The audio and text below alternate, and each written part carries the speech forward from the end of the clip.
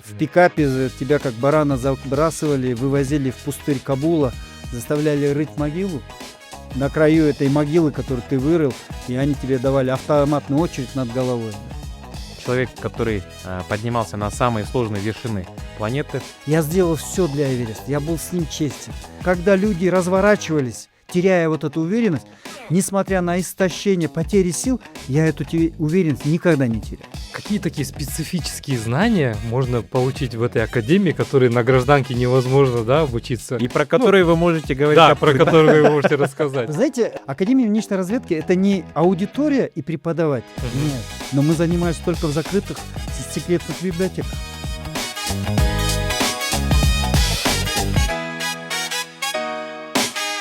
Приветствуем вас, друзья! Вы на канале Мурас Talks. Это подкаст о людях, семье, наследии. Мы здесь разговариваем с героями, которые уже добились успеха в этой жизни.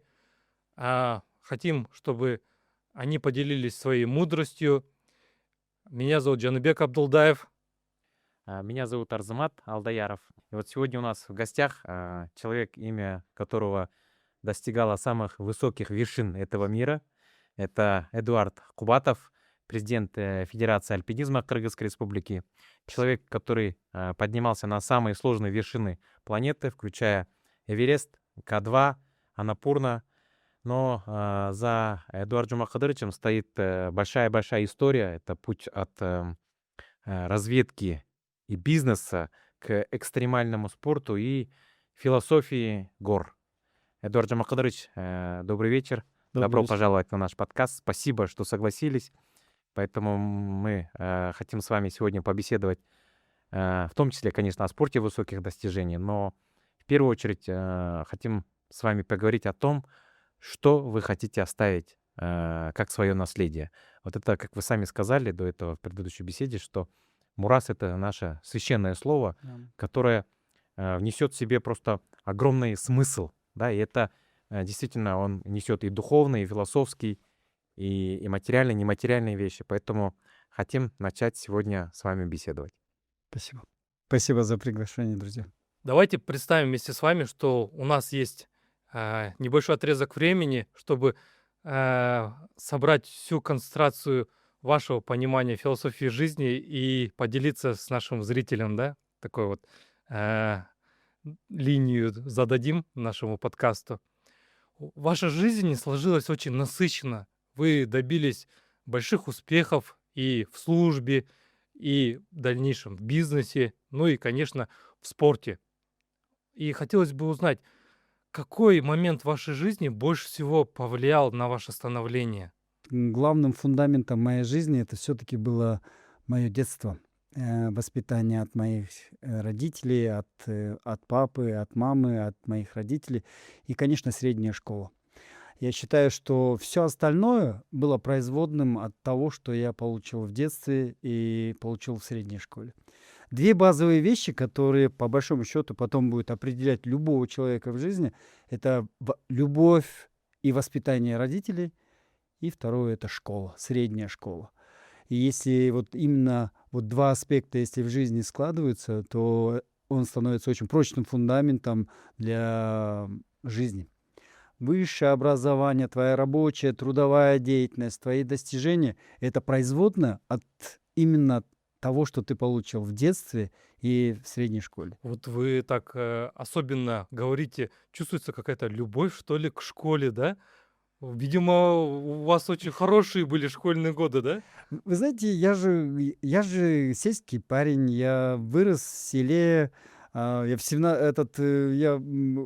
уже, извиняюсь, город увидел, когда я стал уже практически взрослым.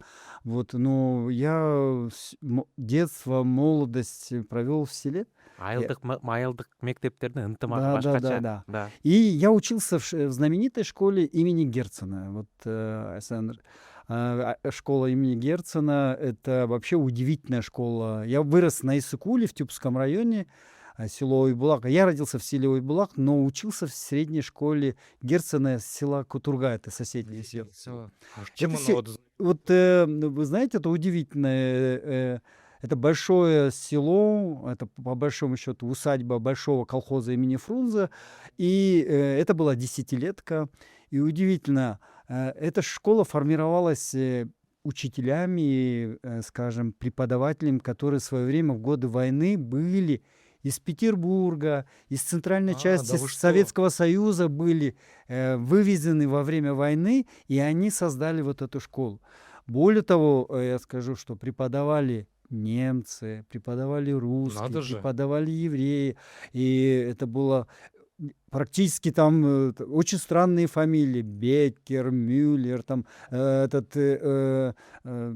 скажем так, это была очень сильная школа, которая была создана была после войны, и у нее настолько была мощная база, что Вот эта теперь школа. понятны ваши слова про фундамент. Да, У вас да. действительно очень тут серьезные были Вы знаете, учителя. потом я, когда уже учился в Академии внешней разведки, в знаменитом Краснознаменном институте имени Андропова, учился на Урале, в военном училище.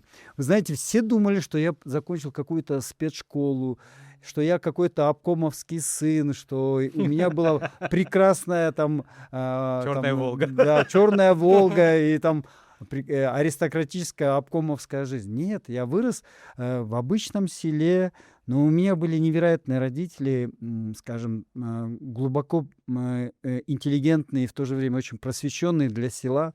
Ну, это представители сельской интеллигенции, и мои родители дали такую очень хорошую базу в жизни. Ну и, конечно, школа. И вот когда два аспекта совпали, это стало очень такой хорошей основой для Вам очень будущего. повезло, оказывается. Эдуард Мухадрович, вот О, как раз возвращаясь с детства, как раз вы затронули, в подкастах вы говорили ранее, в интервью о том, что вы очень рано потеряли отца, да. и ваше детство закончилось, 10 лет. Да, и вы с того момента, ваша семья оказалась в очень таком тяжелом материальном положении. Вы и сами говорите, что простой айылдық бала. И вот это повлияло на вашу там карьеру, на ваш жизненный путь. Мгм. Что вот из детства до сих пор влияет на ваше решение? Вы знаете, это же Советский Союз. Мне вообще 54 года, я достаточно уже взрослый человек. Но, вы знаете, потерять в период Советского Союза отца достаточно было, как бы, ну, как всегда, это очень тяжелая потеря. Для меня вообще отец имел колоссальное, возможно, самое главное для моей жизни значение. Конечно, моя мама нас подняла, вырастила, но вот этот красной нитью, вот это содержанием нашей жизни всегда был отец, потому что отец формировал в нас как бы любовь к жизни, любовь к знаниям. Вообще отец открывал нам жизнь, да, отношение к природе, отношение к людям, отношение вообще к жизни, к своим целям. Это все от отца. Вот, поэтому потеря отца это было, конечно, для нас очень большой трагедией. Ну, вы знаете, я до сих пор, вспоминая отца, без волнения не могу вспоминать. Поэтому такая это тяжелая страница и тяжелая история, которая всегда присутствует в нашем сердце. Ну, вы знаете, когда мы остались... Я же старший сын, когда это случилось, я просто понял, что, ну, как бы детство, оно закончилось для меня. Моя мама настолько была сильной, очень такой невероятной женщиной. Она практически мне в 10 лет посадила вместо отца, и я стал в 10 лет, там, в 11 лет хозяином и главой семьи. И мне пришлось в таком своем маленьком возрасте принимать уже решения за отца, решения за семью. Вот. И тогда я понимал, у меня было отчетливое в детстве очень жесткое, очень четкое понимание, что в этой жизни мне уже никто не поможет. Рассчитывать не на Да. кого, да? Что я не могу рассчитывать на кого-либо, что все, что будет в этой жизни, будет зависеть только от меня. Потом вот эта ответственность старшего сына, это колоссальная, очень тяжелая вещь. Вы знаете, легко прожить за себя. Ну, ты проживаешь эту жизнь. Я проживал жизнь за маму, проживал жизнь за младшего брата. Поэтому такой был очень... Вы знаете, мне хотелось бы иметь такое яркое, сочное, беззаботное детство, но у меня этого детства не было. И я, в принципе, уже в 10-11 лет занимался серьезно хозяйством, потому что надо было выживать. А, Были коровы, овцы, надо было их содержать, держать это хозяйство, вот, сохранять вот эту стабильность в этой жизни, помогать маме во всем. Поэтому, ну вот что было в детстве, вот, после отца, да, после смерти отца, это вот эта невероятная ответственность и понимание того, что уже, ну, Мгм. вся Можно твоя, расчет. вся твоя жизнь будет зависеть только от тебя, от твоих решений. Вот. Поэтому, честно говоря, то, что случилось после отца, это по большому счету, это вот тот пласт или тот формат, который потом формировал мою жизнь. Да, Мгм. Очень отзывается, потому что я тоже старший сын в да, своей да. Да. семье, и у нас, особенно в наших как бы кыргызских традициях, так принято, Патриархальных, да. прям с детства тебе в голову закладывают мысль, что ты продолжатель, ты отвечаешь за младших, на тебе вся ответственность. Это действительно так. Это действительно так. Ну и считаю, что в этой, в природе, скажем, номадов, кочевников, мы очень сильный народ. И мы были всегда в очень тяжелых, очень сложных всегда, скажем, ситуациях. Горы не терпят слабости, надо выживать. Мы всегда жили всегда в очень в агрессивной, Суровых, да, очень суровых условиях, окружении, например. внешних Поэтому нам условиях, да. приходилось выживать во всех Мгм. смыслах. И это постепенно, годами, столетиями откладывалось отпечатком и на понимание жизни для нас, что для людей, для кыргызов, которые продолжали, как бы, скажем, все, что было, да. А вот обычно всегда, вы знаете, человек то, что сам не получил, пытается дать своим детям. Вам удалось своим детям такое счастливое детство с отцом Обеспечить. обеспечить, так скажем? Очень надеюсь, что видите, когда появились мои первые, мои сыновья, мои дети. Я был 30-летним мужчиной, работал, служба в разведке, ты все время в дальних командировках, все время находишься в опасной среде, потом крупный бизнес. И вы знаете, вот когда я смотрю на своих старших детей, я думаю, что я перед ними в очень сильном долгу, потому что я не смог уделить того внимания, той любви и той заботы, которую должен был я сделать, да. Вот. А мои поздние дети, вот мои девочки, скоро будет 10 лет, и моя младшенькая, которая 1,5 года, я тоже как отец учусь, я тоже как отец расту. Я Да-да. считаю, что я вот своим младшим детям стараюсь дать больше внимания, больше своего присутствия. Но когда мы молодые, у нас много же очень серьезных обязательств подняться в этой Да, жизни. Занятость, да. да, Много-много очень Ответственности, материальных да. установок. Нужно зарабатывать Да. квартиру, надо зарабатывать. И в это время мы меньше уделяем детям, потому что все время нацелены для того, чтобы создать На материальную результат, базу. да, Да. да. Вот когда я говорю о своих старших детях, я хочу принести им извинения за то, что я не давал Ну, это столько очень внимания, крутая мысль, да, Эдуард Байке. столько внимания и любви, то, что я сейчас даю своим Я младшим. хочу выразить вам респект за то, что вы так открыто можете об этом Да, говорить. да, это Потому есть. что я вот как сын тоже так же, вот, допустим, я могу поставить себя на место ваших детей. У меня та же история. Отец также там все время строил бизнес, он должен был отвечать и за своих родителей, за свою семью, за своих детей, за своих братьев и так далее. Да. А вот, допустим, Арзамату повезло, он младший сын, да? Долюбленный. Да, долюбленные уже. Они рождаются, когда жизнь устаканилась, когда уже Есть она такое. такая более спокойная, уже есть достаток Да. какой-то. Ну, это жизнь, это природа жизни. Мы же на гору не прилетаем на парашют и не находимся скажем так, на вершине какого-то достижения. Мы ее достигаем, мы идем с низов, извиняюсь, кровью и потом добивается все то, что приобретается в этой жизни. Поэтому вот Давайте спросим Арзамата, какого быть младшим сыном? Мы-то не знаем. Не, младшим сыном быть, конечно, классно, да, потому что ты, ну, тебя воспитывает много людей. Тебя воспитывают не только родители, тебя Братья, воспитывают сестры. старшие братья, старшие сестры. И ты учишься быть очень шустрым и быстрым.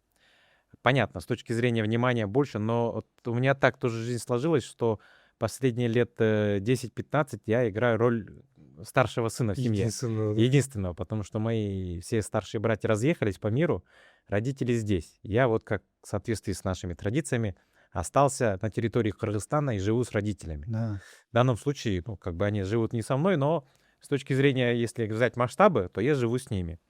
И поэтому мне приходится в данном случае играть роль и с точки зрения младшего сына, И и старше. старшего сына, потому что мне приходится принимать решения здесь семейные, там, с родственниками в отношениях, с точки зрения семейных каких-то дел, с точки зрения старшего сына. Поэтому я такой гибридный. Да.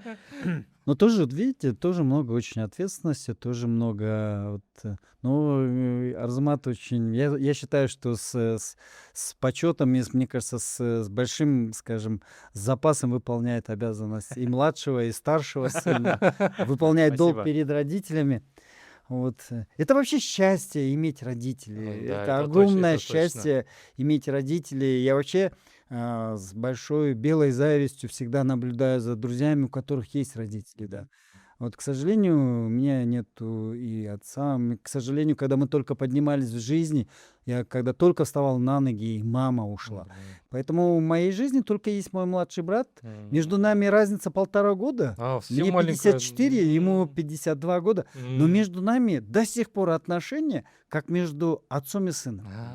Вот его уважение, его отношения, его просто вот этот формат отца, это передалось практически. Я для него как дорогой старший брат, но в то же время я играю для него и роль отца, а он для меня сейчас из-за того, что нету ни мамы, ни отца, вообще для меня в семье это самый, ну это для меня это большая, главная вселенная, это мой младший брат.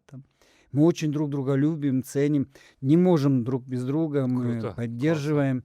Вы знаете, у нас еще такая большая внутренняя связь. Например, если я в горах начинаю болеть, он всегда мне пишет, звонит, говорит, снишься. Если у него что-то происходит, я это чувствую на расстоянии. Надо же. Поэтому вот в моей жизни как бы для меня самое главное как бы мой младший брат, ну и потом, конечно, мои дорогие дети. Вот поэтому такие. Супер, супер. Эдуард Байке, Ау. вот род Кубатовых вообще считается такой офицерской династией, да? И история этой династии уходит еще даже вот в советские времена. В вашем роду есть даже генерал-лейтенанты, Да. полковники, спецслужб, да? Вы в свое время тоже поступили, вот как вы рассказываете, в Академию внешней разведки. И вот интересно, вот это ваше решение, это был ваш выбор? Или вы как бы в канву общего такого рода пошли, да, по их следам, да? Если честно, это была моя вынужденная мера. Я об этом говорю, потому что, вы знаете, я уже, честно говоря, в 5-6 классе уже понимал, что мама никогда не вытянет мне университет. Я уже точно знал, что я не буду учиться в университете, что я не буду студентом какого-то института. Хотя у меня были надежды, я мечтал о том, чтобы учиться в университете.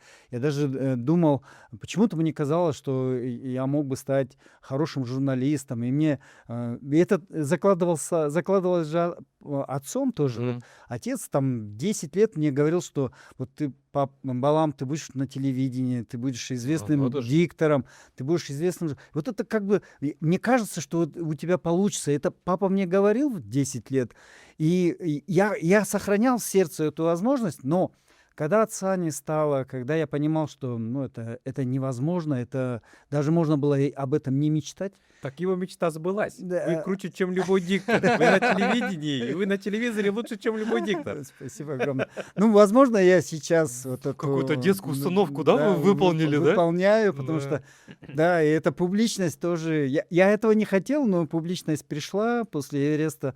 Конечно, я сейчас часто выступаю с лекциями, собираю, конечно. Иногда бывает и 50 человек, иногда по несколько тысяч. Вот. Ну вот и на телевидении я не случайно вроде человек. Но вы знаете, я понимал, что этого не будет, потому что... И я помню, в 6 классе я маме просто сказал: мам, не переживайте, она переживала, что она Мгм. не вытянет это. Мама работала на 3-4 работах, мы держали хозяйство, пытались выживать. Но я ей сказал, говорю: мам, я пойду в военное училище.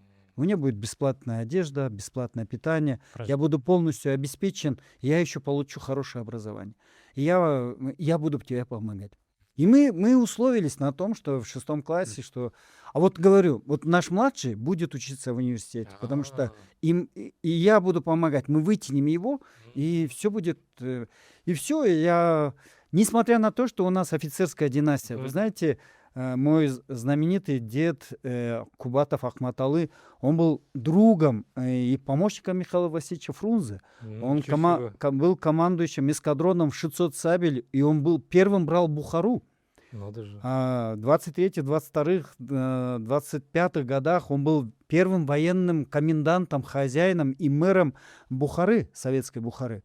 После эмирской Бухары следующим правителем был Кубатов Ахматалы.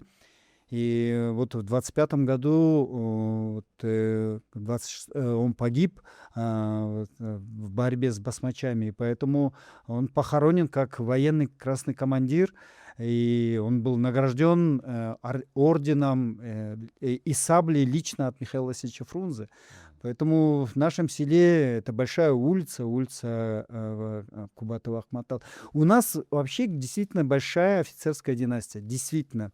Порядка 30 знаменитых моих братьев, дядь, они все офицеры. Минимум полковники, подполковники. У нас есть генерал-лейтенант, герой Советского Союза Халинур Усенбеков. Поэтому я уже понимал, что если мне не удается идти в университет, то придется идти в Такой военное училище. выбор без выбора, да? Выбор был такой, скажем, такой вынужден. Это было Мгм. вынужденное. Я хотел помочь маме. Мгм. Я чувствовал, что я видел, как ей тяжело. Ну, потом, Такое, получается, да, самопожертвование, да, в пользу младшего брата. Что да, двоих она бы ну, не не смогла вытянул бы, бы, да. да, не А вытянул. так вы ему дали шанс на гражданку, да? Да. И потом, видите, я учился в военном училище, я еще попал в спортивную роту, я стал сразу кандидатом мастера спорта по военному многоборью, по боксу. Учился отлично. Я получал повышенную стипендию, ребят. Там было 28-30 рублей, я получал почти под 70 рублей получал стипендию. Мама получала 90 рублей. Я копил, я не тратил ни одного сомма. На себя вообще, да, не Я тратили? все это отправлял. Вообще, М. когда я один раз отправил 800 рублей, мама была в шоке. М. Но я немного был хулиганистом в детстве в селе, и мама мне написала огромное письмо. Она переживала, Сказала, да? говорит: ай, сен акмак, кайра вот за свое, опять где-то ты дерешься, у кого-то ты что-то отбираешь, опять вот эти твои дела начались, уличные. И говорит, твой отец, наверное, в небесах переворачивается от стыда от твоего. И а она еще написала мне на кыргызском. Я беру, перевожу это письмо на кыргызском и иду начальнику курса. Я говорю, вот Дайте что это? справку. Я говорю, посмотрите, мама меня, вот говорю, не принимает то, что я там... И вот тогда они были в шоке. И они написали огромной бандеролью, написали диплом, что я являюсь спортсменом, командиром учебной группы, стипендиатом, получаю повышенную стипендию, что я являюсь примером для военных курсантов. И тогда, Мама когда поверила, да? отправили бандеролью этот диплом и письмо, и вот она носилась по иссыкульским газетам и говорила, вот видите, какой мой сын. И Коммунистическая правда, Тюбская газета, Иссыкульская правда. В них первые статьи были про меня в 89 году. И мама там... У вас очень рано пришла известность. Я представляю, как ощущение матери, когда Да, она получила эту Счастье, бандероль. да, Да, то есть счастье. такое счастье. То есть она считала одно, а тут диаметрально другое. И я так понимаю, что вот характер, вот эти отношения, они закладывались, как вы говорите, действительно, еще в то время. А вы никогда не жалели о том решении, что вы пошли в Академию внешней разведки? Ам, ам, ам, Нет, я не жалел. Вот буду честен, я не жалел, потому что я получил невероятные знания в академии. Я получил специальные, закрытые знания. Они были уникальными, да. Мне преподавали такие люди, что мне до сих пор мурашки от них, да. Это были такие доктора наук, это такие были профессионалы высочайшего уровня, что просто от присутствия их можно было. Я получил невероятные знания. Потом, вы знаете, все те знания, которые я получил в Академии внешней разведки, я использовал во благо защиты Родины, во благо укрепления национальной безопасности. Я отдал, можно сказать, самые лучшие свои молодые годы благородному делу, защите Отечества. Да. Я был офицером, молодым офицером, боевым, не паркетным. Прошел огонь и воду в Афганистане, в Баткене в 99 году, в Иране. И я сполна отдал свой долг перед Родиной. И я считаю, что вот это качество, которое дала Академия, она потом еще долгие годы играла в бизнесе.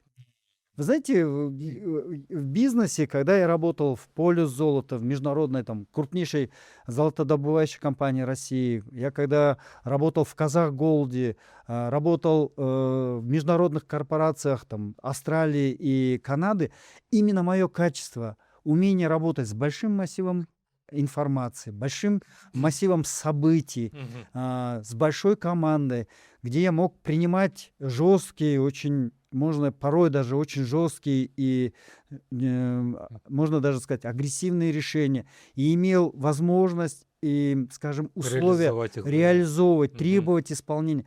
И это было это было одним из моих сильных Залог качеств. успеха, да? Например, меня, вот когда я работал в российских больших стройках, бросали в очень сложные участки. Тот же в Таджикистан. Мгм. Меня направляли в Афганистан по очень сложным проектам, уже в бизнесе, в Азербайджан. Я, по большому счету, бывал иногда очень таким, в очень сложных юрисдикциях, занимался Кризис-менеджер. кризис-менеджером, просто исправлял те или иные ошибки тех бизнес-процессов, Ну, которые не я работали. согласен с вами. Наверное, в принципе, мы все понимаем, что большой бизнес — это зачастую продолжение государственной политики, так Да-да-да, скажем, да. абсолютно. Большой бизнес это Да, точно да, связано с он этим. не может быть сам по себе. Он в любом случае отражает национальные интересы страны. Да-да-да. Да, они не могут быть независимы. Вот мы, конечно, все там читаем очень много книг про шпионов, про разведку. Да. И Убивают картой, да? сложно удержаться от искушения у вас спросить, а вот какие такие специфические знания можно получить в этой академии, которые на гражданке невозможно, да, обучиться? И про которые вы можете говорить Да, про открыто. которые вы можете Вы рассказать. знаете, у меня не было, вот вы знаете, это Академия внешней разведки, это не аудитория и преподаватель. Мгм. Нет. Вот условно, скажем так, у тебя 20 инструкторов М, по разным темам. мгм. И инструктор работает с тобой персонально. Персонально? Персонально. Ничего себе. Персонально. Он не работает с тобой в рамках аудитории. Мгм. И он дает узкую одну тему. Пусть это будет закрытая психология, пусть это будет оперативно-тактические предметы, пусть это будут предметы, связанные с аналитикой. Все это дается, есть предметы оперативного характера. Мгм. Умение, скажем, держать конспиративность, умение выстраивать систему взаимоотношений, коммуникации, психологии. Все это порядка 20 предметов. И у тебя есть один инструктор. И ты работаешь с ним. И ты проходишь в течение 1,5-2 лет работу с каждым из них. Инструктора меняется, ты работаешь по разным направлениям. И эта тема наращивается. И потом каждый инструктор про тебя пишет характеристику. И эта Да. характеристика определяется, становится в Личное дело, сценарии, да? и определяется твоя картина. То есть они, получается, под вас еще Да. выстраивают, да? Да. С учетом ваших особенностей, Да, наклонностей, да? Высчитывались твой психотип, твоя стрессоустойчивость, твоя восприимчивость информации, твои аналитические способности, твои физические возможности. Учитывались даже твой вариант, левша ли ты или правша, или Надо левая же. рука, какое полушарие лучше работает. всю твою психологическую картину вырисовывали, исходя из этого выстраивалось нам Ну, это в тогда отношении. получается самое лучшее образование, да, которое возможно в Потом принципе, ты, да? потом И- смотрите, студенты получают в общем доступе. У нас была шикарная библиотека в общем доступе, но мы занимались только в закрытых секретных библиотеках. Надо же. Вот те знания, которые всегда между строк, Мгм. мы находили в этих секретных библиотеках. Психология, аналитика, оперативная работа, коммуникация, взаимоотношения, выстраивание системы, достижение цели. Все, что там даже вот модный Карнеги, мы эти вещи читали уже в Ещё 89-х тогда, годах. Да. Мы многие вещи, которые сейчас очень, скажем, Как будто да. новое что-то уже мы тогда мы было, да? получали в секретной М. библиотеке, и мы занимались, изучали эти вещи. И потом, у тебя нету имени, у тебя есть секретная фамилия, ты живешь уже под чужой, учишься да, жить по ничего чужой себе. да, фамилии, да? под чужой историей. У тебя А. только одна фамилия, у тебя даже нету имени, тебя относятся как к фамилии, и ты этой фамилией крутишься. Ничего А тебе себе. никто не знает, кто ты, откуда, как ты. И нельзя рассказывать. И ты двигаешься в этом формате. И твои поведенческие рефлексы в спорте, в окружении, внутри академии, внутри кампусы тоже они закрыты. Ты не имеешь широкого доступа друг к другу. У тебя однокомнатная квартира, ты живешь, крутишься в одном формате. Ты только можешь ходить только в одной зоне, в другую зону ты не можешь выходить. Постоянный контроль, да? Да, да, Надзор. да. Вообще, да? Замечательно. И при этом выстраивается одна картина. Потом 1,5 года они говорят, они пишут про тебя такую закрытую. Я до сих пор не знаю, Что про вас писали. про меня писали. Мгм. Но исходя из этого, мои руководители получают этот материал, документ, и они говорят, где можно тебя использовать, А. куда можно направлять, где этот. Единственное, потом мне уже как бы давали информацию, что в академии я получил такой вариант, ну как бы определение, что именно, во-первых, что я как бы имею качество теневого лидера, никогда не впереди, а в таком в теневом формате. И второй момент, лучшие качества мои как оперативника Мгм. проявляются в тяжелых, полубоевых, экстремальных условиях. Ох, надо И же. после моей Академии внешней разведки, Баткенские события 99 года, Мгм. 2000 год, уже первые закрытые командировки в Афганистан, первые операции в Афганистане, и поэтому таким образом. Замечательно. Вообще интересно, да, очень интересно. Эдуард Джумакадырович, конечно, для нас это такая новинка, потому что, ну, мы с этим сталкиваемся. Очень круто, что вы нам это все рассказали.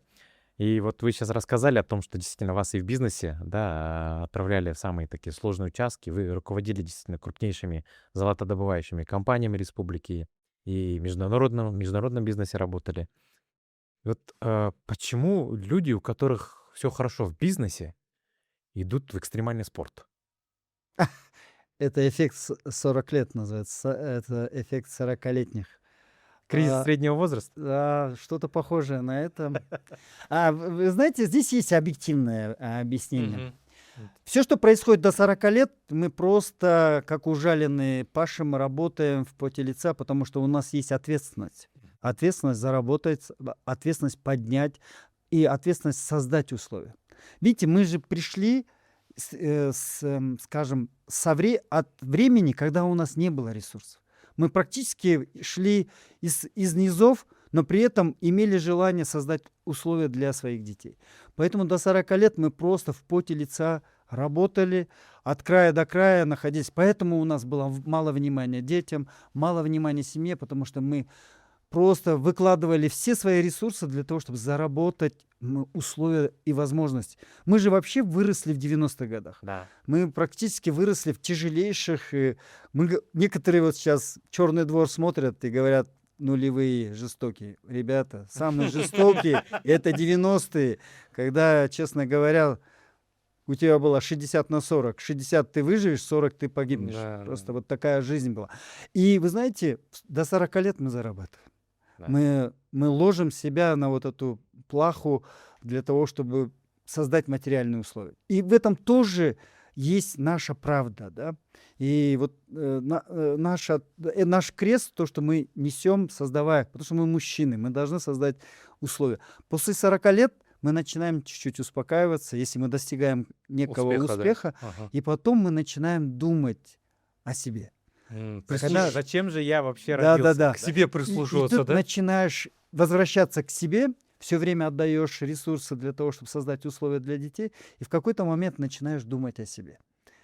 И у тебя появляется, отсутствует уже меньше тревожности, ты уже не так переживаешь за бизнес, за детей, потому что что-то уже ты создал, и в это время ты начинаешь уже прозревать и начинать думать о себе.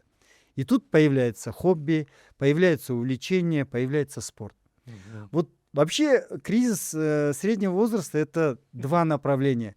Некоторые просто уходят. Пятая любовница, четвертая В любовница, отрицательное, в отрицательный вариант. Да, И ты да. ходишь просто в поиске второй, третьей жены, и в конечном итоге у тебя в конечном итоге остаешься одиноким и никому не нужным. Это, Да? кстати, достаточно популярное Да. в нашей Или культуре. ты уходишь в Созидательно, да. спорт и формирование собственного нового «я», и пытаешься сделать лучшую версию себя, и начинается какой-то такой уже и личностный, и физический рост. Поэтому в 40 лет очень много появляется ребят в спорте и в таких интересных увлечениях. Нам осталось чуть-чуть. Да, мне кажется, на самом деле вот этот проект, подкаст, это Ну, в том первый числе. звоночек, потому что мы же как раз-таки задумались, да, как бы, ну, для чего мы живем, зачем, да, вот, что мы оставим, мы начали задумываться. И это проявление нашего с тобой, наверное, Наверное, кризиса да. среднего В возраста. какой-то степени Ну, один из положительный, я думаю, Да, не да. отрицательный. факторов. То есть реализация тоже поиск, да, то есть быть не просто там одним делом заниматься, а пытаться найти что-то еще, познакомиться с другими людьми, послушать их. Вот сейчас, слушая вас, я вот, ну вот сколько мы этим проектом занимаемся, месяца 2-3 на самом деле. Мы относительно только недавно начали, только да. начали. Вы один из первых наших гостей.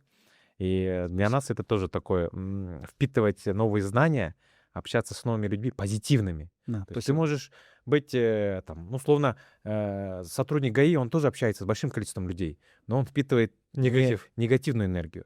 А мы, получается, в данном случае вот сейчас обсуждаем очень хорошие позитивные вещи, обсуждаем будущее, обсуждаем наследие. И это, наверное, для меня, в частности, вот этот проект, он несет очень большую созидательную функцию. Да? Не просто поговорить о том, как можно достичь успеха, а что лежит в его предпосылках, что является его предпосылкой. И вот вам за это спасибо, за вот Спасибо. эти знания, которые вы нам даете. Вообще, это, да, большое удовольствие от этого разговора, честно, Эдуард Байке. Спасибо. И то, что вы Взаимно, согласились друзья. прийти к нам. И вот знаете, мы когда готовились с Арзуматом, посмотрели ваше предыдущее интервью, где вы так очень подробно и интересно рассказывали про свои экспедиции, как там было все непросто, как вот то, что вы сейчас говорили, приходилось принимать сложные решения, там даже до драк у вас доходило Да. и так далее. И вот захотелось провести какие-то параллели, да? Вот в чем схоже управление большой корпорацией и управление такой серьезной экспедицией горной, да? Вот какие параллели вы можете провести и где вот этот ваш опыт, он коррелируется, помогает?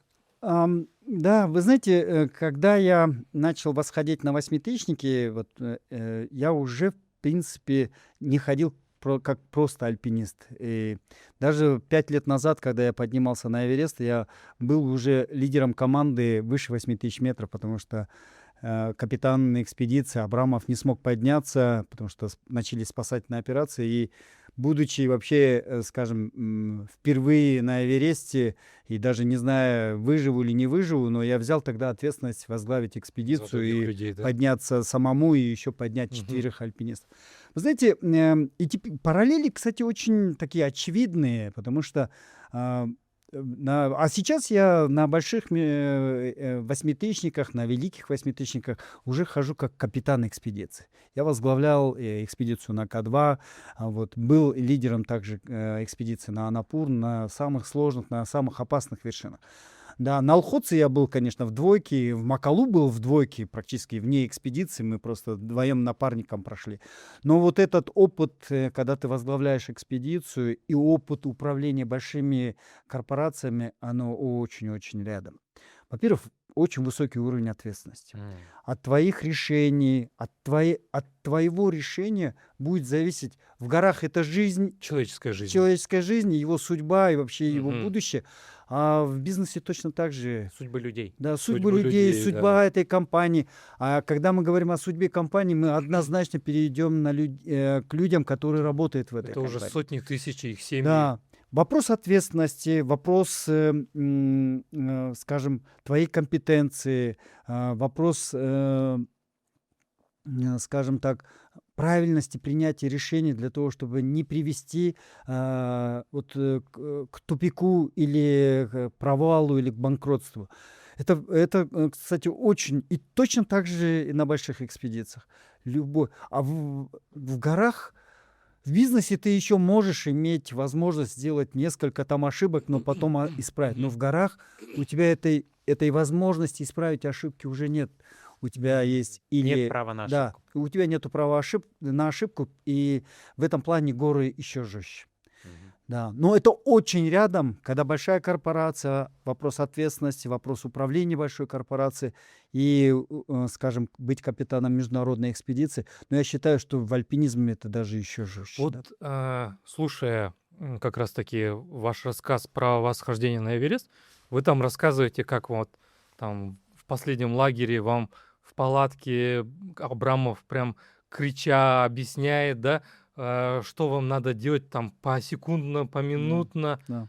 Совпало э, просто в один в один. чтобы, да, вы добились успеха. И получается, успешное восхождение — это итог максимально четкой проработки, да? Да. И вот Тактики. если провести отсюда параллель назад в бизнес, мне нравится вот мысль Маргулана Синепая. Он же как говорит, если вы получаете зарплату, то вы получается, оплату своего труда. А прибыль — это оплата за риск, не за работу. Да, да. И все, что отличает успешного предпринимателя от неуспешного, это то, как он умеет работать с риском. И также, мне кажется, это отличает успешного восходителя от того, кто не Абсолютно. смог, да. И риск, он равный для всех, но благодаря знаниям, подготовке, экспертизе ты можешь уменьшить степень риска и тем самым Да. увеличить вероятность успеха. Да.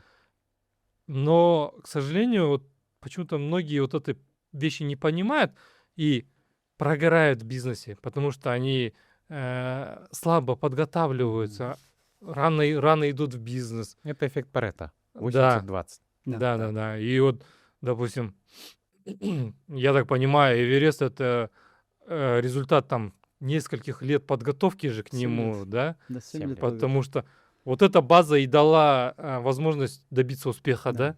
Да. Вы знаете, когда я готовился к Эвересту, не было ни одной мелочи, не было ничего, что можно сказать мелочью, да. И я просто скрупулезно готовился. Я высчитывал практически свой каждый шаг, моделировал всю ситуацию, не будучи даже никогда не был на Эвересте, но я знал эту гору от начала до конца. Скажем, тактико-технические характеристики этой вершины мне были просто на 200% известны.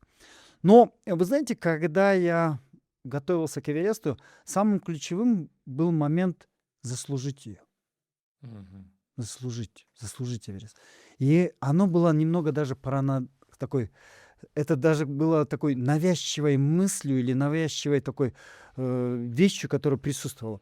Я же тогда возглавлял, был заместителем председателя совета директоров крупной канадской компании, перелеты, бесконечный перелет. То ты в Африке, то где-то в Лондоне, то в Сиднее, то в Монголии, то в Турции. У тебя бесконечное количество перелетов. Но у меня один момент заложилась мысль, что если я вот в течение вот этого длинного периода подготовки, а я готовился к Эвересту уже практически с 2014 года, я заложил себе вот эту такую очень навязчивую, тяжелую мысль, да, если я пропущу хотя бы одну тренировку, я не заслужу ее. И вот это оно легло. И вот я взрослый парень, 10 тысяч человек в подчинении, большие корпорации, ты просто находишься на каком-то другом корпоративном уровне, и я прилетаю, например, ночью в Торонто или в Сиднее, там 22 или 23 часа ночи, и в час ночи я одеваю кроссовки и иду в зал. Я вопрос. знаю, что от этой тренировки не будет никакой пользы, Но но я внутри в отрабатываю. голове, да? Да. И вы знаете, когда на 8000, на 7800 люди разворачивались, а я, умирая практически на издыхании, на истощении своем физическом, у меня вот здесь звенело, я заслужил. Я сделал все для того, чтобы Эверест получился у меня. Как вы говорите, У меня принял вас, да, и отпустил. Да, у меня столько было уверенности, что по-другому никак. Я сделал все для Эвереста, я был с ним честен. Я сделал для Эвереста просто не 100%, а 200%. И поэтому, когда люди разворачивались, теряя вот эту уверенность, несмотря на истощение, потери сил, я эту уверенность никогда не терял. Это вопрос честности перед собой в Да. первую очередь, да, силы воли, дисциплины. Да, Когда вы говорите да. действительно заслужил, то есть вы-то в данном случае транспонируете свою ситуацию, себя на Эверест, да, что вы можете же, может, перед тренером или перед Да. кем-нибудь, можно сказать, ну, сделал и сделал. А вы в данном случае сделали это в первую очередь для себя. Поэтому, ну, это Да-да-да. Спасибо огромное. покорили многие вот из самых высоких вершин мира, начиная там с Эверестов и других восьмитысячников. Вот, это опыт, через который, наверное, проходят не все. Плюс в последнее время вот мы знаем, что это достаточно популярно стало, да, и есть специальные программы подготовительные, Да. то есть при наличии там определенных ресурсов финансовых ты можешь достаточно, не скажу легко, но не с таким трудом, то есть, как вы говорите, не заслужив его и не пропустив его через себя, через свои там пот и кровь. Что человек начинает понимать про себя, понимать, ну, о жизни после восхождения на эти вершины? Это очень тяжелый вопрос. Но я должен ответить об этом. Вы знаете, главный урок Эвереста, главный урок К2, Анапурны, самых смертоносных тяжелых вершин, то, что ты по-настоящему понимаешь и ценишь жизнь. 99% людей, ну и, может, давайте не буду говорить, 95% людей не ценят жизнь. Не ценят, да, вы Да. считаете? Не ценят жизнь. Они ее прожигают, они иногда существуют, они просто проносятся в своей жизни, Без смысла, да, да, какого-то? не вдыхая глубоко, не влюбляясь в каждый день, в каждую минуту, в каждое мгновение. А знаете, это приходит только тогда, когда ты между гранью жизни и смерти. Когда ты уже там, и вот тогда вот этот...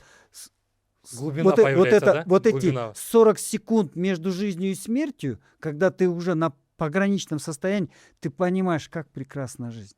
Ты понимаешь, насколько она заветна, насколько она, настолько она, ну, просто невероятна для тебя, да. Во всех смыслах слова. Твое дыхание, просто дышать, просто видеть, просто наблюдать, просто жить, просто созерцать то, что происходит в твоей жизни. Мне почему-то особенно откликнулись слова Эдуарда Баке про любовь, Арзамат. Знаешь, вот мы до этого чуть ранее говорили, что вот этот кризис среднего возраста, кто-то ударяется вот в в отрицательную часть, там, гуляет, там. И вот это как раз, по-моему, про прожигание жизни, про мелочность, да? Вот есть же выражение «любить так, как королеву», да? Ну, то есть это означает, наверное, не то, что она королева, а ты ее в своем видении делаешь королевой, и, значит, ты ее настолько, ну, любишь свою супругу, и вот эту глубину, получается, видишь, Можно передать таким только образом. глубокий человек может, да? Вы знаете, вот, мы же вообще, когда мы говорим о жизни, вот, когда говорим о содержании, мы должны говорить просто о нескольких качествах, которые должны присутствовать. Должно быть в сердце доброта, Мгм. потому что именно доброта делает содержание твоей личности. Мгм. Ты можешь быть умным, красивым, сильным, мужественным, волевым, просто супер человеком. Но Мгм. если в сердце не будет доброты, Мгм. все эти качества ничтожные. Мгм. Поэтому в твоем сердце должна быть доброта и любовь. Если это присутствует, ну, тогда твоя жизнь приобретает невероятное содержание. Вот говоря про содержание жизни, про любовь к жизни, кыргыздарда такое есть выражение «тоо деш керек». Да. Да, то есть надо ценить То, что то, у тебя что у есть. тебя есть. И об этом, как правильно говорить, каждый начинает задумываться, когда у него это отбирают. Здоровье, Да, человек жизнь. здоровый не ценит свое здоровье до того момента, пока Пока у него не не заберут потеряет, да. здоровье. Не ценит минуты с родными, пока он не поймет, что он больше никогда не сможет там с кем-то поговорить. Не ценит там свое время, да, пока он не увидит, что его не хватает.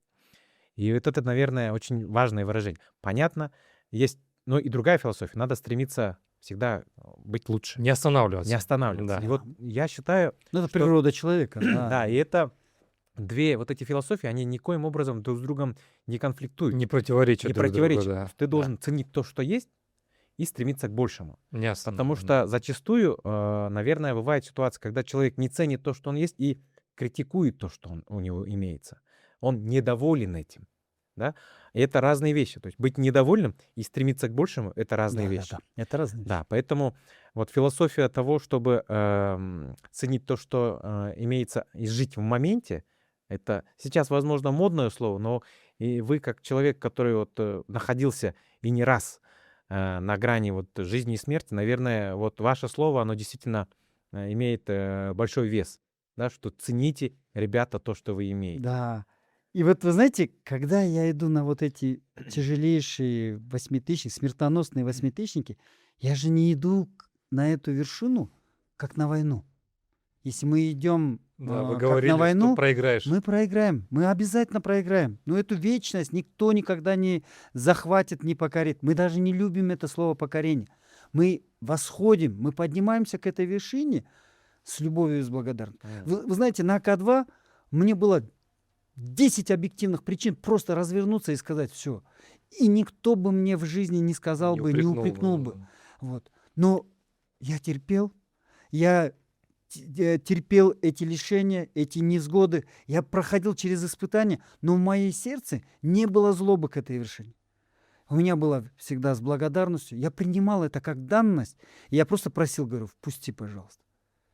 И вот на 70 дней, вот представляете, 70 дней находиться на высоте там 5-6 тысяч, прожить эти, извиняюсь, 2 с чем-то месяца, и в конечном итоге, когда все развернулись, 40 человек, просто все лучшие, сильные уходят, и она дает тебе этот шанс и впускает, и тебе дает 2 дня невероятной погоды, ты взлетаешь на АК-2 и Ну, это, спускаешься. Эдуард Байке, это классическое определение удачи, да?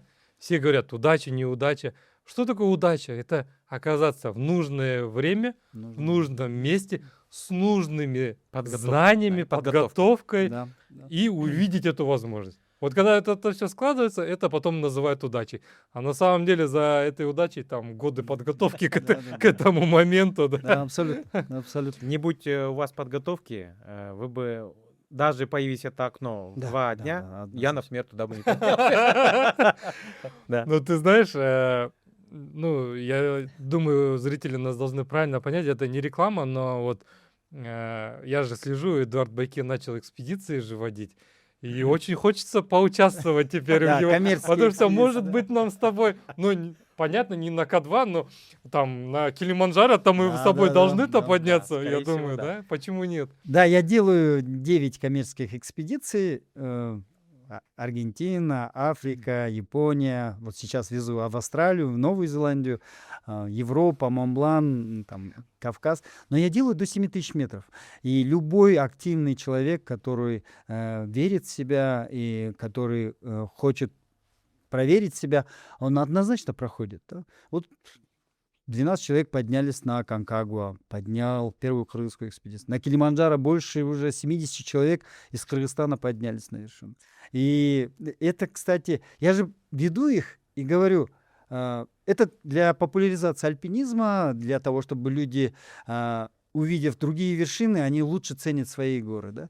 И я говорю, и потом я им объясняю, ребята, любая вершина бесследно в вашей жизни не останется. Она изменит вас только в лучшую сторону. И это действительно работает. Мы обязательно сейчас вернемся к этой теме Да. про влияние, значение именно альпинизма для туризма страны нашей. Экономики. Но давайте завершим наш так условно философский блок. Хорошо. Остается вот такой вопрос, и очень интересно от вас услышать ответ. Большинство людей, там, в том числе и мы с Арзыматом, живем с пониманием и мыслью, что у нас еще впереди десятки лет жизни. Ну и, соответственно, исходя из этой установки, мы планируем и строим жизнь. Но вот вы и ваши, допустим, коллеги, профессиональные альпинисты, у которых каждое восхождение — это, по сути, смертельный риск, у вас наверняка другое отношение к будущему, да? Вы как-то его по-другому, наверное, воспринимаете. Вот интересно, как вы строите свое будущее, да? Как вы его планируете? Ну, друзья, если быть честным, ну вот сейчас 15 апреля я уезжаю на Канченджангу, это 3-я вершина мира, потом Нангапарбат и Чоую, это восьмитысячники. Я, понимая, что такое эти вершины, понимаю ценность и сложность этих вершин, я давно уже не планирую жизнь свою Далеко, долго. да? Я не вижу 10 лет плюс.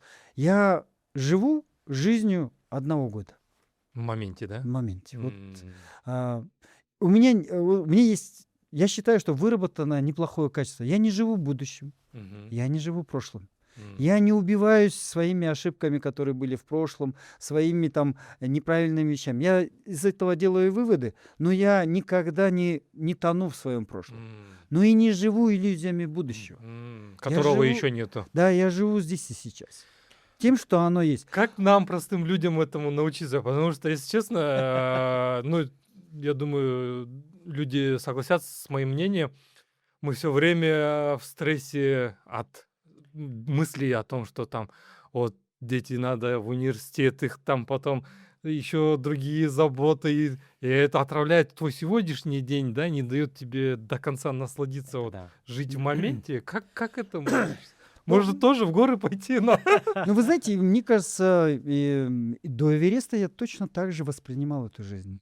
День прошел, дожить бы до пятницы, потом отдохнуть. Ну, в общем, я находился тоже в таком потоке какого-то всеобщего человеческого течения. Оно просто плывет и идет, и в конечном итоге, она заканчивается или в океане, или где-нибудь в большом море, да. Вот. Но для меня Эверест же, он настолько сильно изменил мое отношение к жизни, именно когда ты на пороге между жизнью и смертью, у тебя не то, что появляется откровение, у тебя появляется понимание. Наконец-то вот эти пазлы начинают совпадать. Жить будущим — это иллюзия. Жить прошлым — это тот груз, который ты никогда не вытянешь. Надо оставить ее. И будущее не должно напрягать. Нужно жить вот этим днем. Вы знаете, жить здесь и сейчас вообще формула настоящей жизни. Вообще это формула смысла жизни. Мы смысл жизни ищем там, достижение каких-то невероятных целей, там, какого-то просто каких-то вау, да, каких-то вещей. Но смысл-то жизни именно заключается в том, что полной грудью по-настоящему жить. И Ну, мне кажется, мы поймали главную мысль Да, сегодняшнего да. подкаста, которая станет темой его. Формула жизни, друзья, жить здесь и сейчас. да. У меня И есть жить завтрашним У днем. меня да. есть формула. Я не говорю, что надо жить, вот этот день должен быть как твой последний Да, день. да. Нет, это очень плохое определение. Но надо жить в определении, пусть это будет самым лучшим твоим днем. Да? Каждый день. Да. Некоторые говорят, пусть это будет твой самый идеальный день. Например, гималайские люди, Мгм. они живут вот в этой в конструкции своей кармы. Да? Вот у них вот правильная визуализация есть. Я хочу донести тоже для Да, читателей. конечно, давайте наших. раскроем, да. И вот они говорят, Эдуард, мы живем, я живу так. Вот наша жизнь, она строится не вот этим там 100 лет или 90 лет. Наша жизнь — это день. День формирует месяц, месяц формирует год — десятилетие всю твою жизнь. Поэтому день — это и есть твоя жизнь. И вот они говорят, вот все, что ты делаешь в течение дня, ты встаешь с утра Мгм. и накапливаешь свой сосуд. Вот если ты делаешь добрые дела, и ты искренний, твои намерения чистые, ты в этот сосуд потихоньку наполняется горная чистая вода, Мгм. холодная, кристально чистая вода. Мгм. И в конце дня, перед сном, ты практически вот это то, что ты заслужил, то, что ты твоими намерениями, твоими действиями сделал, ты Мгм. выпиваешь. М. И кто-то выпивает кристально чистую воду перед сном, А вот а теперь кто-то понятно. выпивает свои нечистоты.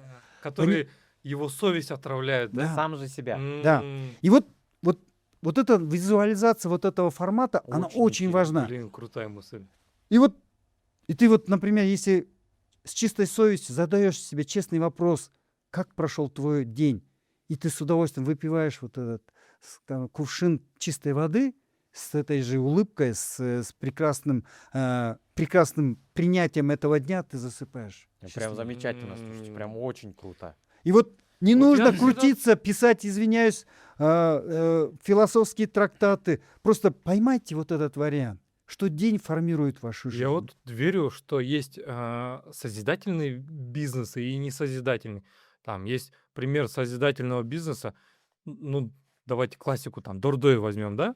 Там люди, миллионы людей кормят свои семьи. А есть примеры, там, какие-нибудь букмекерские конторы, которые только зло приносят, да? И я думаю, хозяевам такого бизнеса эти деньги не приносят счастья.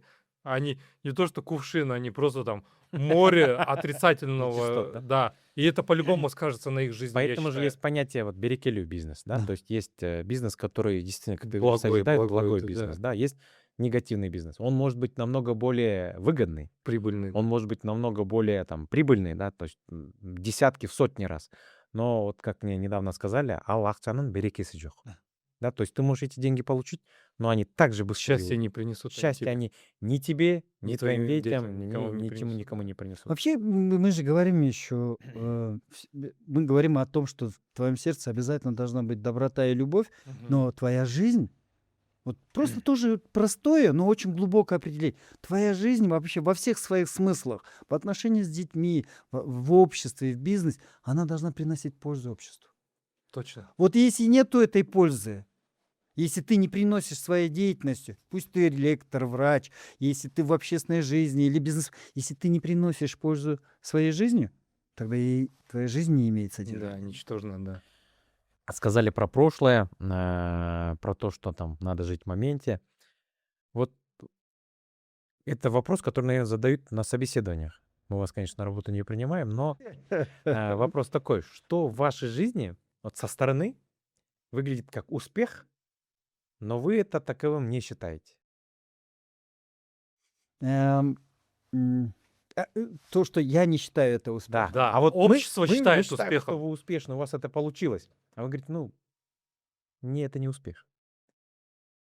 М, ам, м.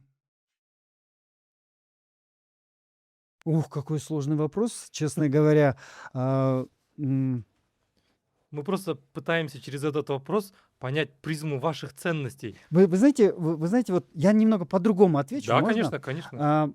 Вы знаете, вот неочевидным, но для меня вот настоящим успехом является, вы знаете, э, да, есть узнаваемость.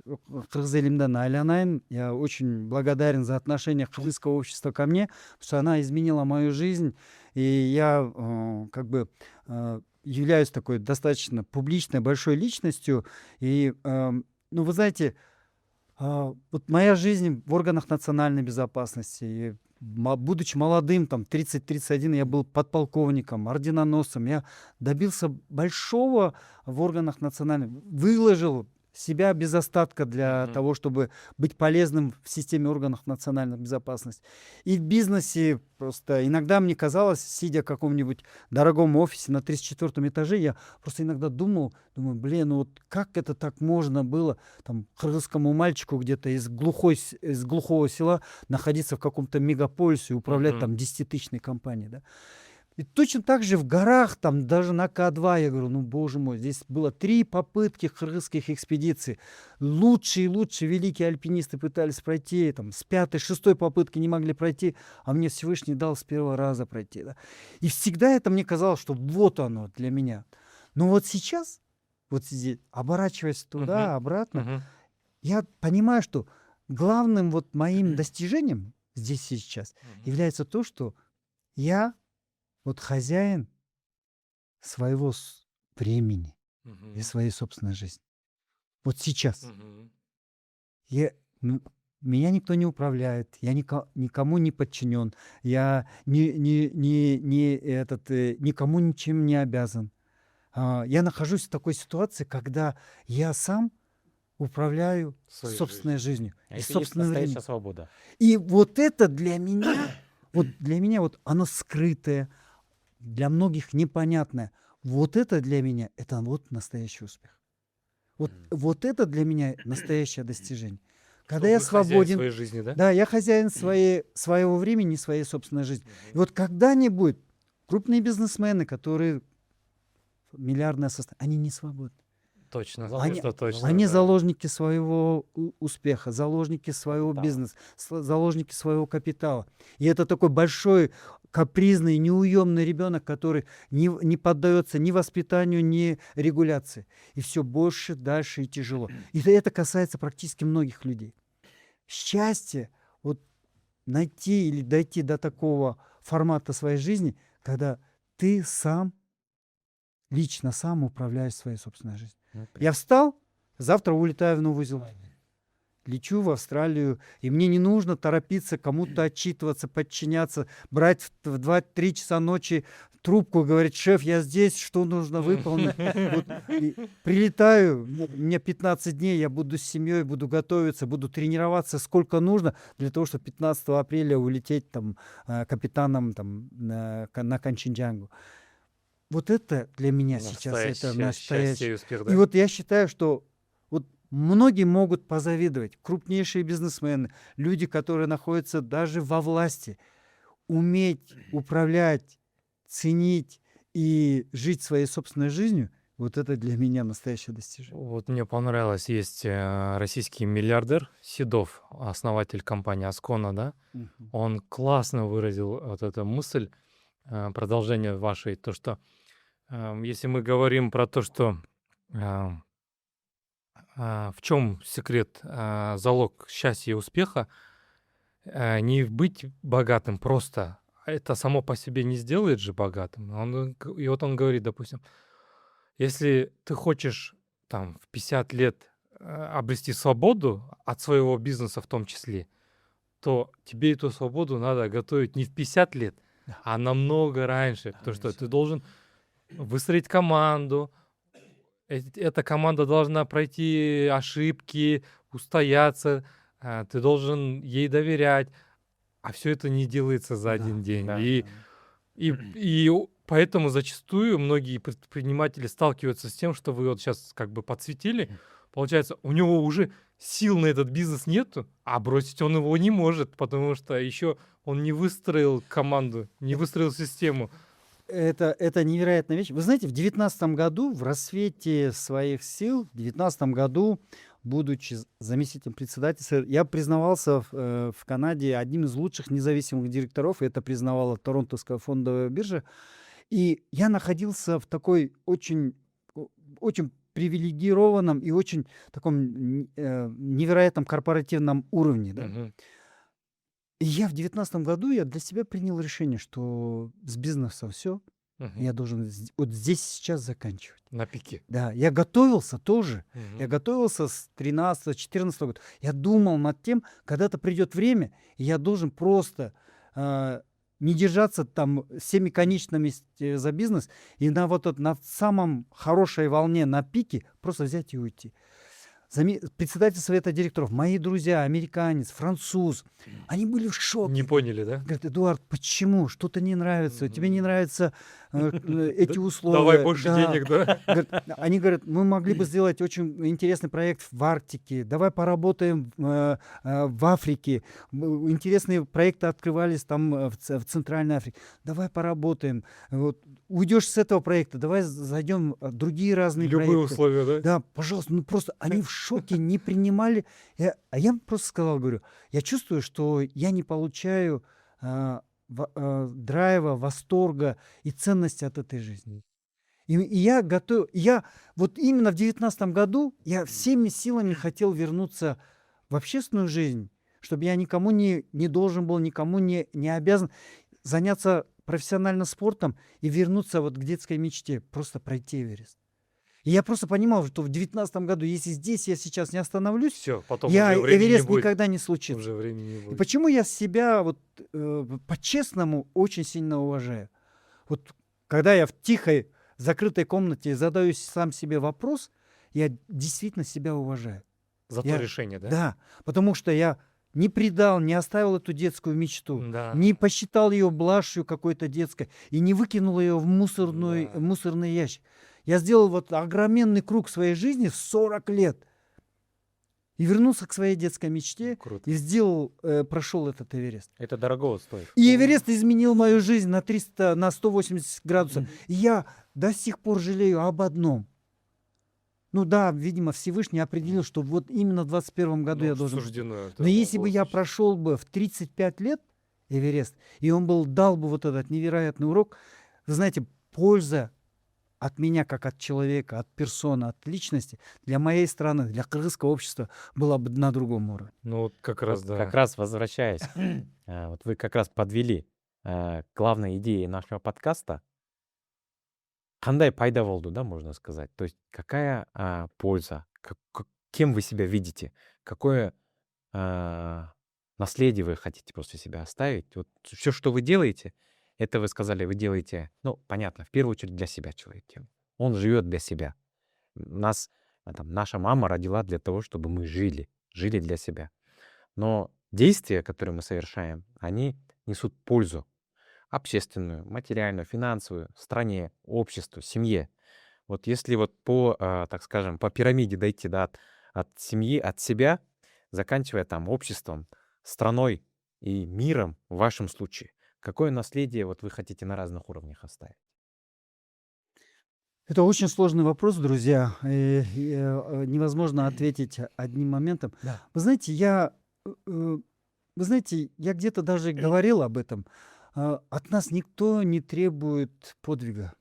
От нас никто не должен ежедневно быть героем или совершать подвиги во славу страны, отечества и общества. Да.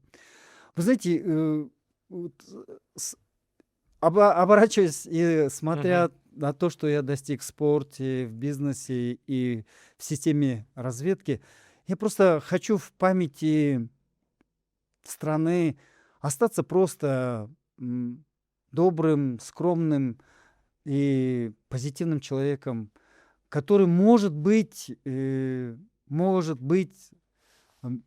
сформирует для молодежи какой-то некий пример, Мгм. как прожить эту жизнь, как не сдаться в этой жизни и стать человеком, который... В моей жизни же было много сложного. Мгм. И я мог несколько раз просто сломаться от всех тех ошибок и от всех невзгод и, скажем, испытаний, которые были. Мгм. Но моя жизнь именно заключалась в том, что я никогда не сдавался. Я всегда, когда я был даже на дне, когда я уходил ниже плинтуса, мне казалось, что когда весь мир против меня, я сохранял вот эту собственную уверенность в себе. Я продолжал верить в себя. Вы знаете, когда ты веришь в себе, Мгм. Всевышний верит в тебя. И вот этот алгоритм всегда вот этой красной нитью проходил через всю мою жизнь. Я верил в себя даже в тот момент, когда даже близкие люди не верили в тебя. А какой вот момент в вашей жизни был самым сложным, как вот вы сейчас выразились, ниже плинтуса? Просто вы же сказали, что там формулировка вашей характеристики КВГ-КБ звучала именно так, что ваши лучшие качества проявляются в самых сложных и экстремальных условиях. Вот как раз про это вопрос. Вы знаете, когда... я не буду вдаваться в подробности, да. что было в Афганистане. Без Я деталей. получал ранения, я какой-то период даже сидел в тюрьме талибовской. Меня, ну не скрою, меня вывозили рыть могилу. Ничего В себе. пикапе тебя как барана забрасывали, вывозили в пустырь Кабула, заставляли рыть могилу.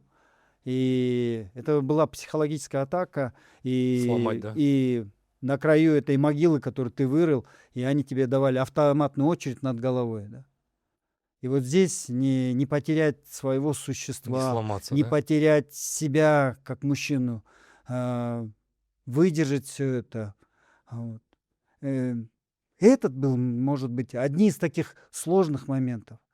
Ам, Да, Потеря друзей, спасибо, что поделились. гибель ребят, Боевых товарищей, да. боевых товарищей. Это тоже сложная вещь. Эти люди тебя снятся там Не отпускает, да? несколько лет, годами, и это является твоей частью жизни. Но это тоже проглотить, прожить с этим, а, не, Тоже, опять же, не да, сломаться, не да? сломаться в этом формате. Психологически, да. Вы знаете, вообще я всегда считал, что мое призвание, с учетом того, что я получил невероятные знания в Академии внешней разведки, в военной системе, все равно я всегда ощущал, что мое призвание это была служба в системе разведки. Потому что лучшие качества проявлялись именно там.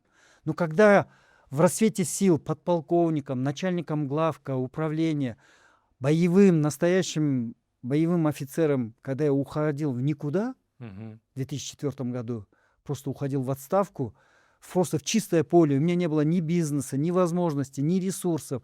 Я просто уходил, просто беря моральное обязательство за те процессы, я просто уходил и просто уходил на улицу, будучи на пике своей То карьеры. есть Да? у вас это уже, первый получается, раз. системное, да? И в этот, будучи на улице, и ты понимаешь, что тебя не примут ни на работу, у тебя не будет никакой возможности.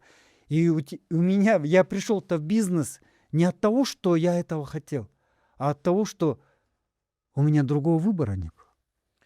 Ну вот, наверное, вот слушая вас со стороны, можно сформулировать некое, наверное, ваше наследие, как научиться Не принимать, сдаваться. да, принимать серьезные решения, судьбоносные решения, оказываться в самых экстремальных ситуациях и всегда вот оставаться верным своим принципам, не сдаваться. И вот, наверное, вы своим примером, своей жизнью неосознанно, несознательно даете людям и нашему молодому поколению. И причем именно в такой сфере, вот как альпинизм, где действительно всегда есть возможность вот этих рисков и сложных ситуаций. Да, и там, условно, в профессиональном керлинге, наверное, таких ситуаций не так Никогда много. не будет. Наверное, не так много. Ты никогда не окажешься на грани там, смерти и жизни.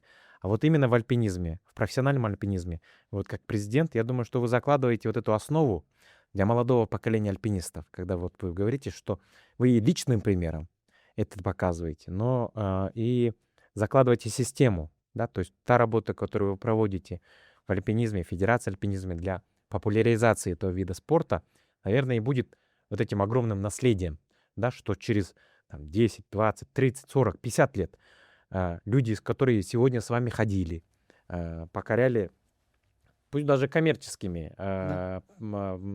восхождениями, не Это покоряли. это Да, не уничижает да, восхождение, да, абсолютно, то да. есть восхождениями. Они в том числе пронесут через себя это, пронесут эту философию. Возможно, и философию сосуда гималайских людей. Да, то есть я, например, ее в первый раз сегодня услышал, но когда вы про нее рассказывали, у меня вот мурашки по всему телу. Да, то есть понимание, насколько это оказывается важно.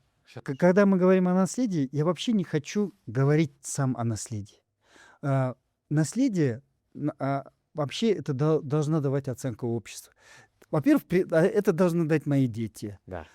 Стал я для них хорошим отцом, стал ли я для них другом.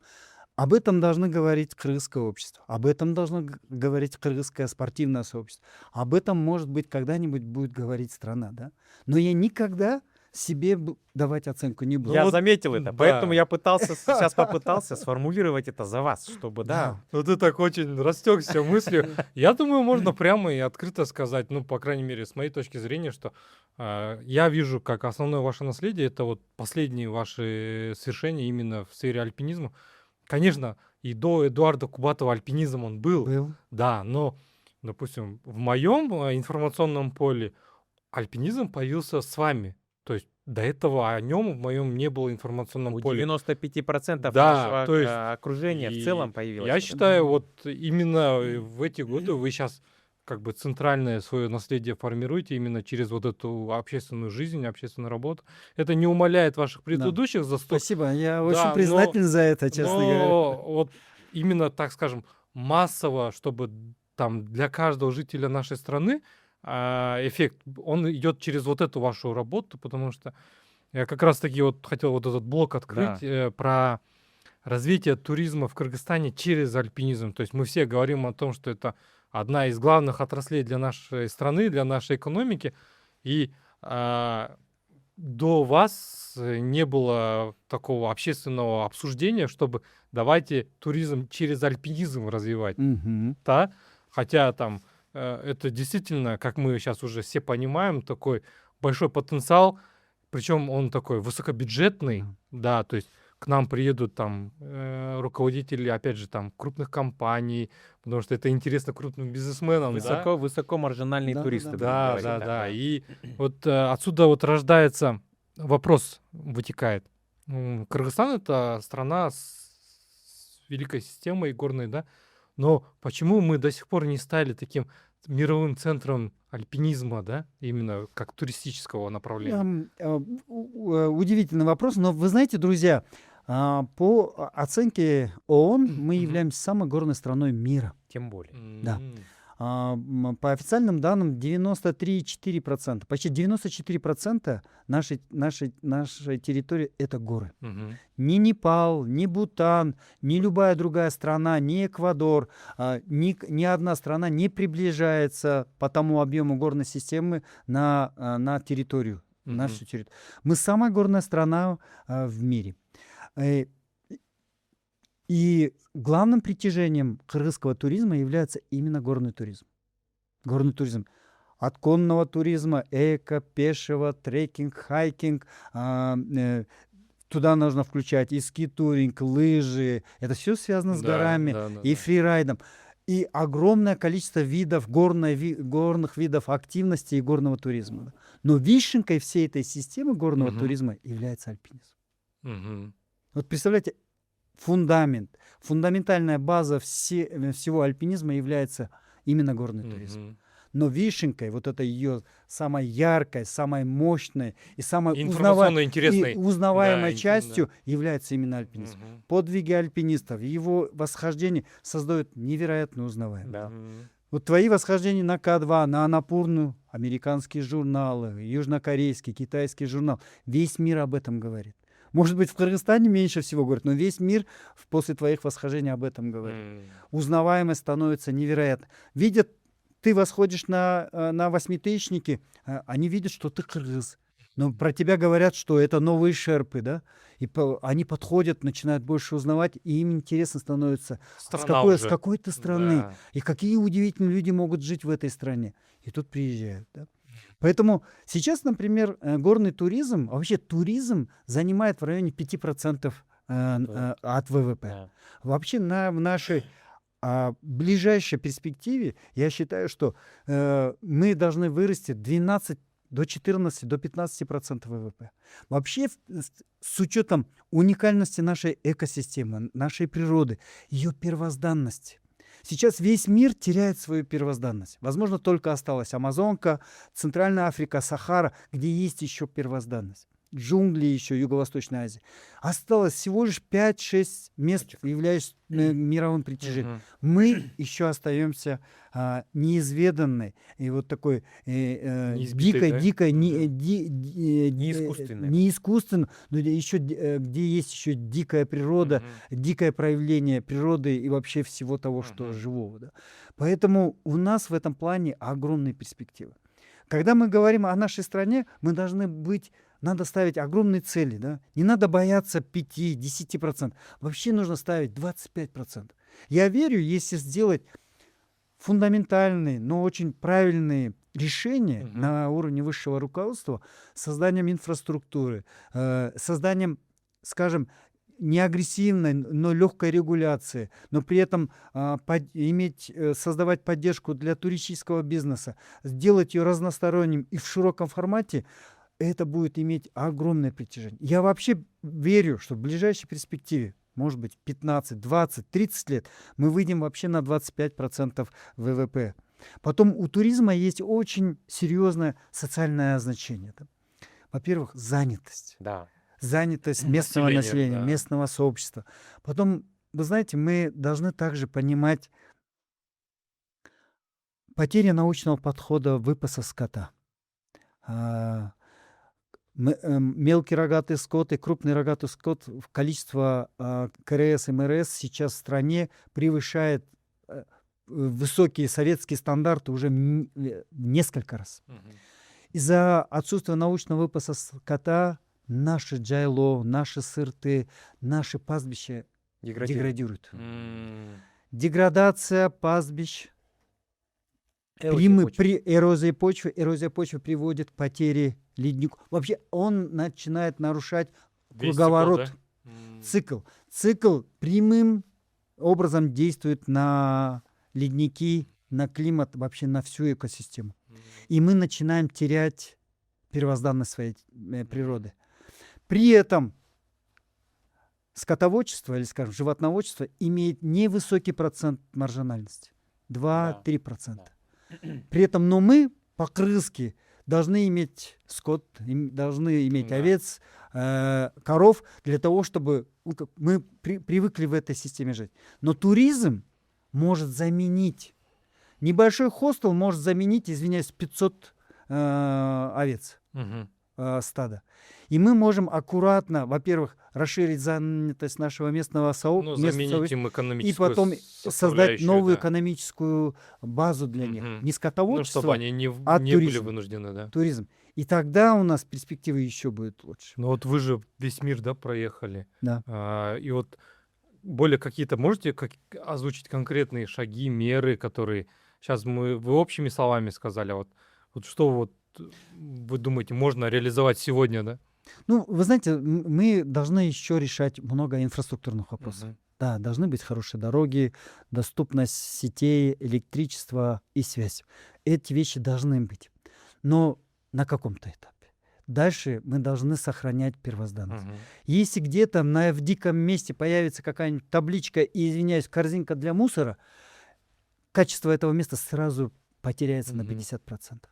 Мы должны сохранять первозданность нашей природы, вот этих замечательных ледниковых зон, горных хребтов.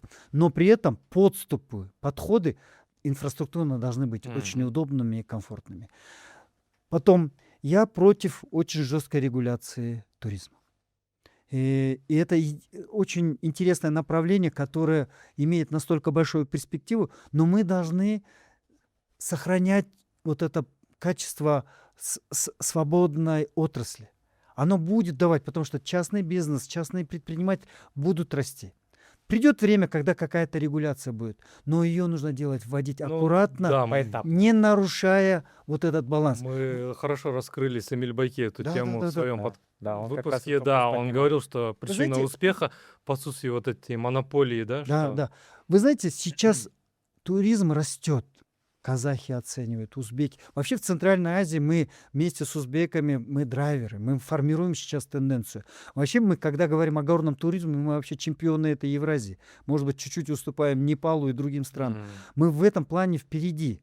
Но мы не должны нарушить этот баланс. Любая регуляция, она будет ломать эту систему. Нам нужно аккурат тех моментах, где нужна регуляция, где есть вопрос безопасности, страховки, человеческой жизни, возможно, да. Но в общем формате это должна быть дерегулированная, свободная система. И это будет активно развиваться и двигаться. Вот говоря про том, чтобы там Кыргызстан стал одним из центров мирового альпинизма, вот как наши вот вершины могут стать мировыми символами? Вот есть Эверест, Да. есть Аннапурна, есть К2, есть Килиманджаро, Да. которые знают все. Но, допустим, Пик Победы, да, Пик Ленина, они остаются, так скажем, узнаваемыми и популярными в узкой среде альпинистов и Или горных после туристов. каких-то страховых случаев. Да, или после вот таких случаев.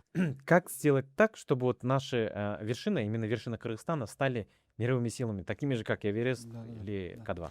Вы знаете, мы на пути к тому, чтобы действительно наши горы будут центром мирового не только альпинистского, но и горного притяжения. Мы к этому идем, и я думаю, что успех не за горами. Я думаю, это просто перспектива буквально ближайшего времени. Вы знаете, пик Ленина, ее такое историческое название Джель-Айдар, это «Властелин ветра». Вообще, эта гора находится в Чомалайском районе, это в Памир-Алайской зоне на границе с Таджикистаном. Эта гора, это является самым доступным семитысячником и самым популярным семитысячником мира. Тоже 3-4 тысячи альпинистов ежегодно приезжают там в июль-август, порядка до 5 тысяч альпинистов и десятки тысяч трекеров посещают там, во время сезона пик Ленина. Да, какая-то часть восходит, какая-то часть делает восхождение рядом с пик Ленина.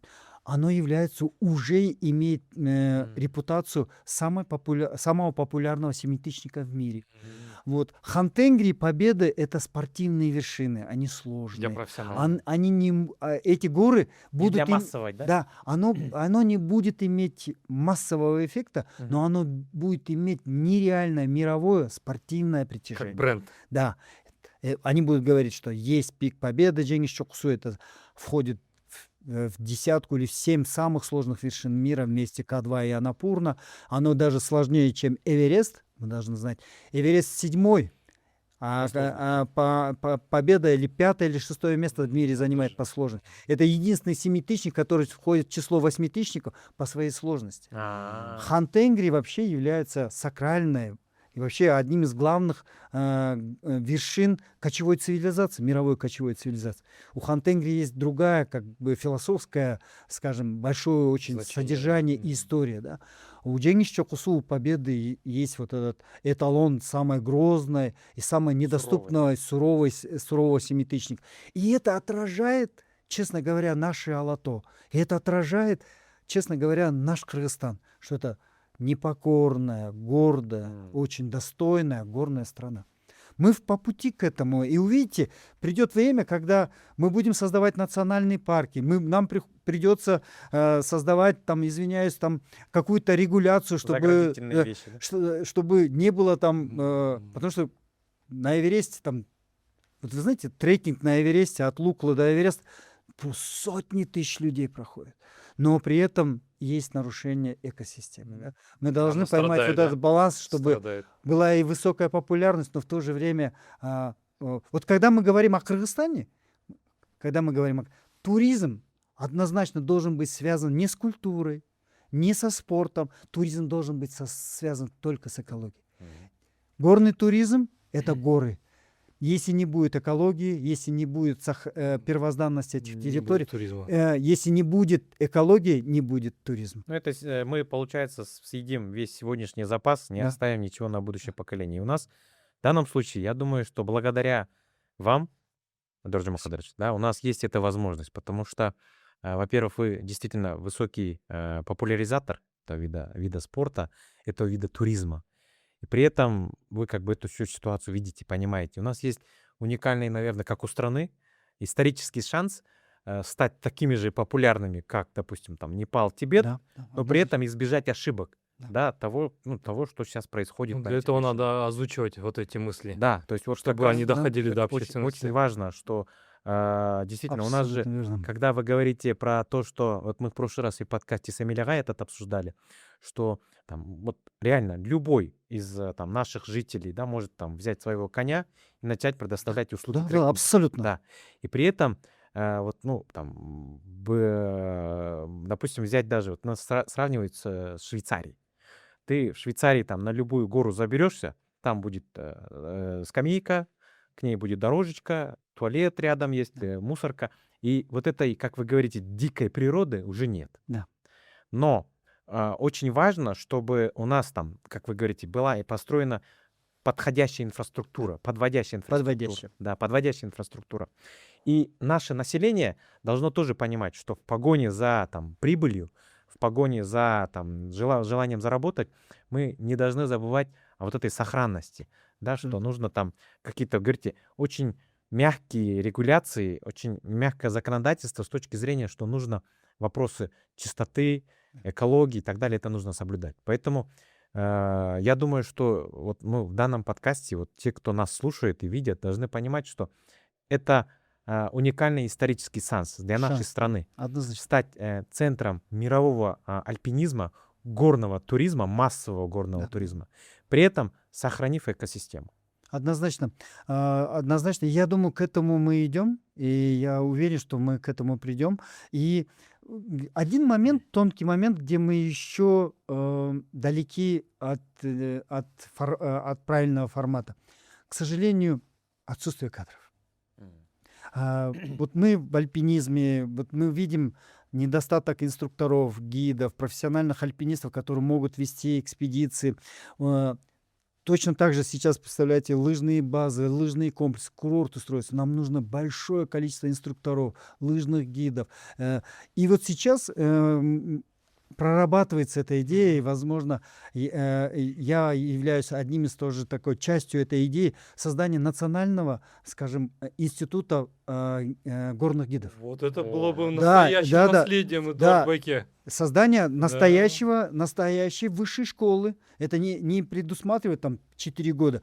Трехмесячной, 6-месячной подготовки. Для того, чтобы мы могли готовить лыжных инструкторов, инструкторов фрирайда, ски-туринга, инструкторов по горному туризму, хайкингу, конному туризму, экологии, Вау, спасательные вообще круто. службы. Очень И, круто. конечно, повышать квалификацию альпинистов до там, инструкторов там, самых высочайшего степени. Но это, наверное, будет я- одно из да. ключевых решений. Я надеюсь, вот эту мысль Эдуард Байке услышит в Потому что- первую очередь наше правительство и поддержит эти инициативы. Потому что мы И, сейчас, мы сейчас чуть-чуть позади телеги. Мы отстаем уже, потому что инфраструктура растет, курорты поднимаются. Через 2-3 года будут уже огромные мировые курорты в этой стране. Но у нас должны быть подтянутые, подходить к инфраструктуре кадры. готовы Ну, у быть нас к будут этому, шикарные да. склоны, у нас будут шикарные горы. Но если не будут гидов, инструкторов, которые будут вести альпинистов на самые Обеспечить сложные вершины, безопасность, да. или спускаться там Да. с этих маршрутов,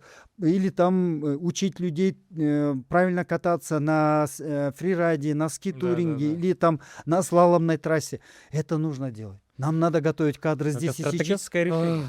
Друзья, сейчас вместе услышали замечательную мысль, и хочется пожелать, Эдуард Байке, вам, чтобы ваше видение реализовалось, чтобы, начиная там от правительства, заканчивая нашими бизнесменами, все поддержали эту инициативу, оказали возможный свой вклад в эту инициативу. К сожалению, хронометраж не бесконечен. Спасибо. И, посмотрим на это с положительной стороны. Я думаю, это Есть- будет поводом еще раз позвать в гости Да, через да. какое-то С время удовольствием, Эдуард с огромным Байке. удовольствием. Будем потихонечку, я думаю, мы закругляться, да, и один из финальных вопросов, я думаю, пора озвучить. Да, опять же, возвращаясь к тематике нашего подкаста, вот если у вас была возможность оставить одно послание своим детям, вот там, своему городу, своей стране, что бы вы сказали? Прям в камеру можно, это такая, знаете, ваш архив. Своим Ваш- детям, городу. Да, Вы знаете, я ничего не буду придумывать. Мгм. Я просто из того, что я прожил в этой жизни, жизнь это и есть для меня такой главный опыт. Вот. Я просто хочу сказать, никогда, ни при каких обстоятельствах не сдавайтесь. И страна не должна сдаваться, и люди не должны сдаваться, и мои дети не должны сдаваться. Мы должны, даже если мы будем падать, мы должны каждый раз после падения вставать и идти вперед. В этом заключается наша жизнь, наше содержание нашей жизни. И тогда жизнь будет иметь смысл и вот эту великую, настоящую, неспосланную Всевышним ценность. Замечательно. Спасибо. Спасибо. Эдуард Байке, у нас есть такой блиц-финал. Мгм. Вопросы желательно отвечать быстро и Мгм. коротко. Первое, что придет на ум. Да. Давайте начнем. Какие добродетели вы цените больше всего? Доброта и честность. Качества, которые вы больше всего цените в мужчине? Мужество и честность. Качества, которые вы больше всего цените в женщине? Вера, преданность и любовь. Ваше любимое занятие? Любимое занятие, я продолжаю заниматься спортом, но для меня сейчас самое любимое занятие — укрыться в своем кабинете и писать книги. Ваша главная черта характера?